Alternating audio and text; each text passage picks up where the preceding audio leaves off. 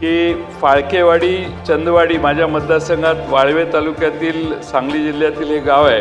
काही शेतकऱ्यांनी शेतीसाठी वारणा नदीतून 6.5 किलोमीटर अंतरावर पाणी उचलण्याकरता 2.5 कोटी रुपयाचा रक्कम खर्च केली।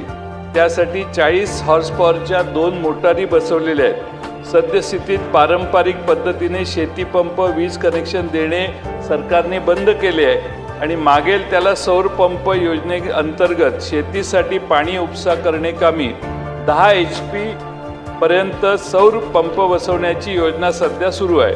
परंतु सौर ऊर्जावरील पंप बसवून शेतीसाठी पाणी उपसा करणे शक्य नाही। 6.5 किलोमीटर 7 किलोमीटर पाणी वाहून न्यायचं आहे। तसेच सौर ऊर्जा प्रकल्प वारणा काठी नदीकाठी जागेअभावी बसवणेही शक्य नाही आणि पुरामुळे नदीकाठी बसवलेला सौर ऊर्जा प्रकल्पाची शाश्वती नाही, वाहून जाऊ शकतो, त्याला डॅमेज होऊ शकतं।